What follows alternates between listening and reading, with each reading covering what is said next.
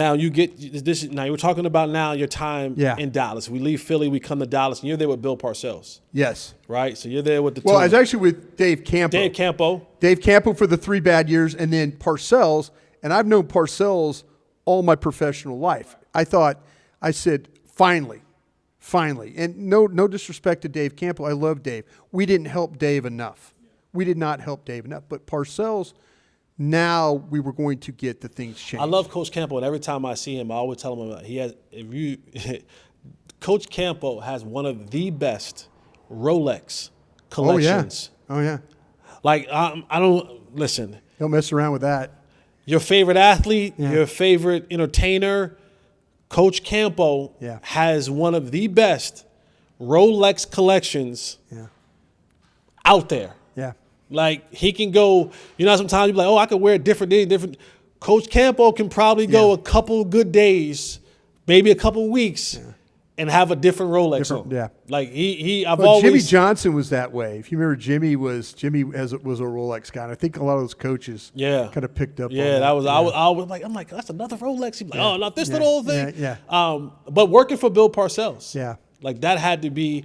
So now Bill comes in. It got me fired. Yeah, I know. Yeah. But Bill comes in. This is around the time where Jerry's politicking now for this new stadium. That's exactly right. You go 5-11 3 years in a row. Yeah. You kind of lost the luster I'm thinking we're about to go. This is going to be good. Yeah. This is going to be really good. So you bring in Bill Parcells. What is it like? Because people always see the outside. Like I had a moment in time when I was with the New England Patriots, and people always talk about Bill Belichick. Is he really that way? And I tell people, I'm like, to the media, he's that way. But if you know Bill behind the scenes, he's not that way. Right. I never played for Bill Parcells, but if I'm doing the correlation between what Bill Belichick being a Bill Parcells guy, it's kind of the same. I'm gonna be an a-hole to the media, and I'm gonna be stirring behind the scenes. But there's a difference between the two of what you see in the media and what you see behind the scenes. Yeah, I think that with Bill, I think Bill came back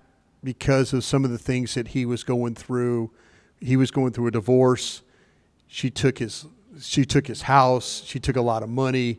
I think Bill came back knowing that, okay, I've got to get down to Jupiter, Florida. I got a place in Saratoga. Yeah. He was thinking about future, but Bill gave it his all. The thing that I've known Bill since 1992 when he was with the Patriots, and him and Ron Wolf, my boss, were great friends. So we had a group that was the Patriots, the Falcons, the Raiders. We were all sharing information with each other. So I always had interaction with Bill Parcells. So when he came to the Cowboys, I'm like, hallelujah, we're going to get this thing going the right way. And he did. I mean, he was later in his career. He still had the fight initially, and then the fight just, it became too much once he realized that I can't do this. I can't put into it like I need. And my problem with Bill Parcells, that he knew me, I knew him, but I fought him on some things I probably shouldn't have fought him on. He and I got into a big scrap about Charles Woodson, where I wanted to bring Charles Woodson to the Cowboys.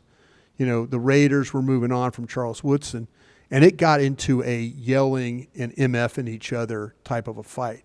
Because this is before or after you guys drafted Roy Williams? This would have been after. After, okay. Yeah. Okay. This would have been after. But he was like totally. Him and Al Davis were really good friends, and Al had poisoned Bill on what Charles Woodson was as a person and as a player, and he called him a malcontent and all this stuff like that.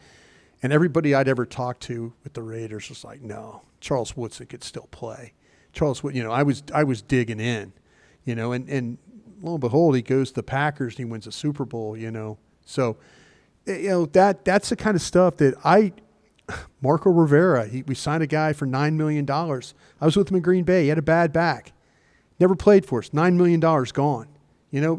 We had several of those like that. I took it personally with Jerry. We were spending, because I was working at Pro Personnel, and you were sign this guy. And I'm like, Coach, we're not going to get what we want for the money. We're going on and on and on. And he'd had enough. He'd had enough of me fighting him, and I'm not saying that every time I was right, but I took it personally like, no, what if we think about it this way, coach? Just trying to present a different, he's like, no, we're going to do it, and I'm like, okay, that's fine. And then the guys don't work out, and you're in, now we're sitting there, we're $27 million less, because we spent on players that we talked about couldn't, but we don't want to sign a Charles Woodson who ends up being like a defensive MVP who could still play. So I think looking back on it, I was really, really too aggressive when it came to that. I'm not saying you just nowadays roll over and let it happen, but I think I should have picked my battles better.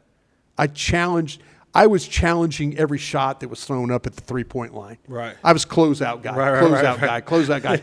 And I also had 5 fouls. Yeah. I was closeout guy. And I just felt like that there was a little bit better way, but that's being young and not knowing what he really, really wanted to do. And I felt like that his time away from the game, I was trying to get him up to speed, and he wanted nothing to do with that. So I'm glad the Cowboys hired him because he did take that 5-11 team with Quincy Carter and went to the playoffs. Yeah. And that kind of gave a little validity to some of the players that, some of those guys weren't as bad as a 5-11. I mean, with Dak Wynn and Dexter Coakley and guys like that. We had some good players. Darren Woodson, guys like that.